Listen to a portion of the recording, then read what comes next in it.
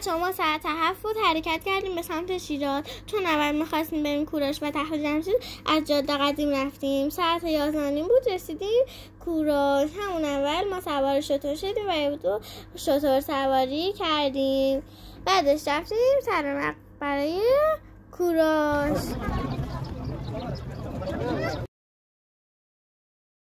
الان بچه ها ما رفتیم سر قبر کوروش و الان اومدیم نقشه رستم. بعد نقشه رستم میخوایم بریم تخت جمشید. با ما همراه باشین. الان شیرازیم. بریم. نقشه رستم مقبره 4 تا از پادشاه‌های قدیم بود به نام داریوش بزرگ، خشایارش، اردشیر و داریوش دوم. نقشه رستم به این صورت بود که داخل کوه مقبره ها رو کنده بودن و هر پادشاه یه قسمتی از کوه بود. فضای اونجا خیلی خوشگل و جذاب بود. من نقاشی های روی کوهش خیلی دوست داشتم و طراحیاشا.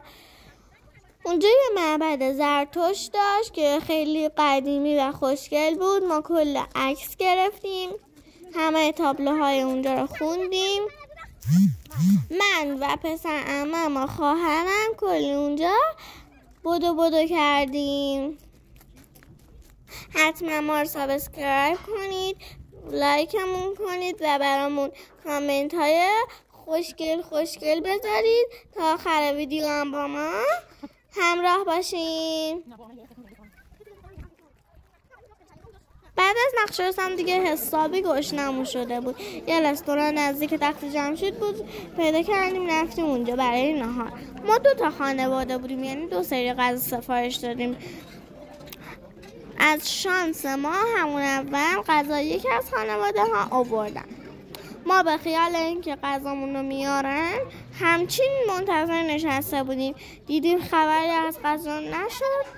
رفتیم پرسیدیم، متوجه شدیم یادشون رفته غذا رو بیارن و غذاشون هم تموم شده. مجبور شدیم از غذایی که براشون باقی مونده سفارش بدیم. بعد دیگه غذامون آوردن، یه ذره نشستیم اونجا استراحت کردیم و بازی کردیم. دیگه کم کم راه افتادیم به سمت تخت جمشید.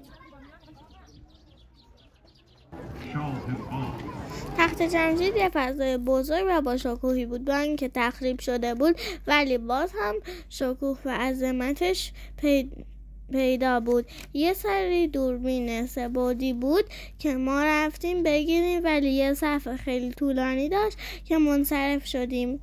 که اولش من خیلی ناراحت شدم و شروع کردم به قرقر کردن، ولی بعد که رفتم جلو دیدم چقدر مسافت زیاده و با بارکد میتونیم از داخل گوشی ببینیم. دیگه کم کم خوشحال شدم و ادامه را با خوشحالی رفتم.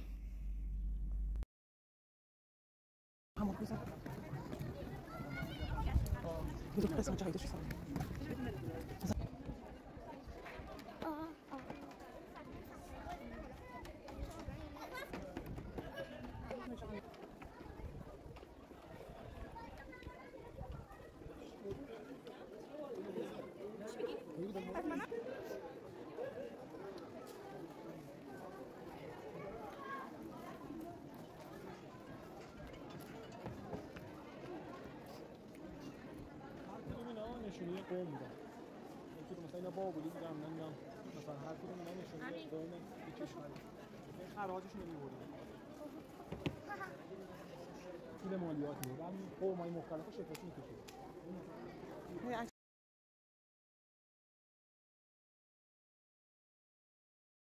خب روز اولمون تموم شد.